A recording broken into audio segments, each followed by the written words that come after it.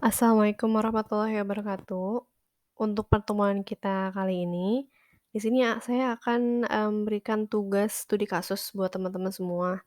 Nah, jadi studi kasusnya adalah seperti ini, nanti teman-teman itu melakukan wawancara dengan pelaku bisnis, nah khususnya UMKM dan sudah memiliki minimal satu pegawai. Jadi misalnya ada UMKM yang dia punya, 1 karyawan atau misalnya dia ada 2 orang yang kerja sama gitu, pokoknya minimal, 2 orang yang melakukan UMKM tersebut, usaha tersebut ya. Lalu isi wawancara itu mengenai inovatif dan kreatif dari usahanya, lalu, motivasi mereka berwirausaha, lalu dari segi kepemimpinannya seperti apa, teamwork-nya mereka itu seperti apa, terus cara komunikasi dan negosiasi mereka terhadap pembeli atau misalnya terhadap, rekan bisnisnya itu seperti apa, dan dari segi digitalisasinya itu seperti apa. Misalnya dari segi, penjualannya, marketingnya di, media sosial dan lain sebagainya gitu ya. Lalu selanjutnya kalian melihat, melihat masalah dari, penjualan tersebut, dari wirausaha tersebut. Jadi kalian nanti membuat daftar permasalahan pada usaha yang diamati dan ingin dipecahkan. Misalnya, di problem yang pertama itu hasil penjualannya itu tidak menentu dan semakin menurun tiap hari atau per bulannya. Dan problem yang kedua, adanya kompetitor yang memberikan keuntungan lebih banyak kepada pembeli. Jadinya mereka tersaingi dari segi, keuntungan lain yang diberikan oleh kompetitor tersebut. Lalu yang problem yang ketiga, tidak banyak orang yang tahu mengenai usaha yang sedang dijalankan, karena mungkin mereka bisnisnya offline gitu ya, toko offline. Nah, jadi tidak banyak orang yang tahu dan mungkin dari segi tempatnya juga tidak strategis, jadinya orang-orang nggak terlalu banyak yang tahu tentang, mereka, seperti itu. Lalu kalian juga membuat solusi dari masing-masing, permasalahan yang tadi yang lagi dialami. Misalnya solusi yang pertamanya mereka bisa melakukan evaluasi tiap hari atau per bulan dan mencari referensi mengenai kebutuhan konsumen saat ini. Lalu solusi yang keduanya bisa mencari ide yang lebih kreatif dan inovatif yang tidak ada pada usaha kompetitor, atau melakukan promosi sehingga merek yang mereka jual itu lebih, terlihat atau lebih diketahui oleh banyak orang dibandingkan yang kompetitor. Lalu solusi yang ketiga, melakukan penjualan secara digital dan memasarkannya atau mengiklankannya secara online.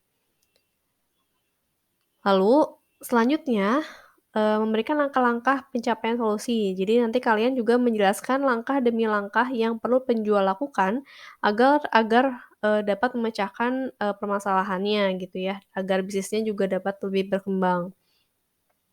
Misalnya, step yang pertama, mereka bisa membuat akun e-commerce. Lalu step yang kedua, mereka bisa membuat konten digital, misalnya tentang, produk apa, misalnya, snack gitu ya. Terus mereka bisa membuat konten digitalnya tuh, seperti apa, misalnya contohnya seperti misalnya snack kekinian, terus dibikin konten sesuai dengan yang kondisi viral saat ini misalnya. Lalu step yang ketiga, mereka bisa melakukan promosi secara online. Nah, bisa di media sosial atau di YouTube atau di mana gitu ya. Nanti kalian bisa di-list di situ. Per langkah-langkahnya, jadi langkahnya bisa sebanyak mungkin, agar, terselesaikan solusinya dari masing-masing solusi ya. Jadi misalnya kalian punya 3 permasalahan, kalian bikin 3 solusi dan, bagaimana cara mencapai, solusi tersebut dengan memberikan langkah-langkahnya tiap solusi. Nah, contohnya, jadi jelaskan contoh yang perlu dilakukan tiap langkah bisa melalui gambar atau video. Jadi misalnya kalian di langkah yang pertama itu kan tadi membuat e-commerce. Nah, itu contohnya seperti apa? Misalnya yang harus dilakukan si penjual itu untuk membuat akun e-commerce. Misalnya mereka bisa membuat, akun di Shopee misalnya atau di Tokopedia. Seperti itu, dan jadi contohnya misalnya mereka bisa registrasi akun melalui website, Shopee seller misalnya seperti itu ya. Bisa menggunakan gambar atau video tutorial dan lain sebagainya, terserah, kalian, sekreatif mungkin. Lalu kalian juga bisa menjelaskan keuntungan yang didapat dari pelaksanaan langkah tersebut. Jadi misalnya apa sih yang penjual itu dapatkan, apa sih yang penjual itu untungkan dari mereka melakukan langkah tersebut, kayak gitu. Langkah pencapaian solusi tersebut ya. Lalu yang kedua, jelaskan juga ide kreatif dan inovatif apa yang bisa dikembangkan dari bisnis usahawan tersebut. Nah, jadi selain, nanti kalian jelaskan juga keuntungan, dari langkah-langkah yang telah kalian buat bagi si, wirausahawan, kalian juga bisa memberikan kayak saran atau masukan, untuk dari segi yang ide kreatif dan inovatif ya, bagi, wirausahawan tersebut untuk dikembangkan gitu. Jadi misalnya dia snack-nya seperti snack pada umumnya, terus misalnya ide kreatif dan inovatif kalian tuh bisa membuat kemasan yang lebih, bagus dari segi packaging misalnya, lalu dipasarkan ke media sosial, terus misalnya dilakukan pengiklanan di media sosial, seperti itu. Nanti kalian bisa sebutkan ide-ide kreatif dan inovatif apa yang bisa dilakukan dan dikembangkan oleh wirausahawan tersebut. Lalu kalian juga bisa, membuat target market-nya. Jadi buatlah target penjualan yang lebih besar yang bisa dicapai jika solusi dapat diaplikasikan. Jadi ketika kalian sudah membuat, solusinya dan juga langkah-langkahnya, terus keuntungan yang didapat oleh penjual dan juga ide kreatif yang bisa dikembangkan selanjutnya, kalian juga menjelaskan target market-nya. Jadi misalnya, awalnya dia itu, target market-nya cuman konsumen secara offline saja misalnya, karena dia cuman buka store offline. Nah itu ketika kalian, memberikan solusi dia harus membuka e-commerce, berarti kan target market-nya jadi berubah. Berarti target market-nya dia bisa menjangkau konsumen secara offline dan online misalnya. Atau yang kedua, misalnya mereka sudah membuat, di aplikasi Shopee atau di Tokopedia misalnya ya, dia sudah menjangkau market online misalnya. Nah, kalian bisa juga membuat target market-nya itu si penjual atau si wirausahawan tersebut bisa meningkatkan konsumen dari online dan offline tiap harinya misalnya. Jadi, konsumen itu akan meningkat tiap hari misalnya itu targetnya kalian, misalnya target market-nya gitu ya, setelah dilakukan solusi dan tahap-tahap penyelesaian solusi tersebut. Nah, jadi nanti di sini kalian, mencari masalah yang terjadi pada bisnis tersebut dan bisa menemukan solusinya.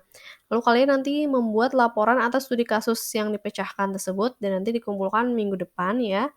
Dan nanti setelah membuat laporan kalian juga akan mempresentasikan, studi kasus yang teliti dan ada sesi tanya jawab juga atas hasil dari, eee, apa, permasalahan yang kalian temukan gitu ya. Nah, di sini kalian bisa membuat, 5 kelompok atau misalnya satu kelompoknya itu terdiri dari 4 sampai 5 orang, jadi terserah kalian bebas mau kelompoknya siapa aja. Lalu lakukan wawancara dengan 2 pelaku bisnis, khususnya UMKM dan sudah memiliki minimal 1 pegawai, kayak gitu. Jadi ada 2 ya. Jadi nanti kalian bisa melakukan benchmarking atau perbandingan antara usaha yang pertama dan usaha yang kedua. Jadi misalnya kalian mewawancara usaha yang pertama itu tadi ya, misalnya bisnis keripik misalnya gitu ya. Nah yang usaha yang kedua misalnya dia bisnisnya tas misalnya. Terus kalian melakukan perbandingan, apa aja sih yang sudah dicapai oleh si wirausahawan satu dan wirausahawan 2 dan permasalahan apa yang mereka alami gitu. Dan kalian bisa bandingkan permasalahannya apa, lalu solusi apa yang kira-kira bisa dicapai, bisa dilakukan untuk memecahkan permasalahan tersebut.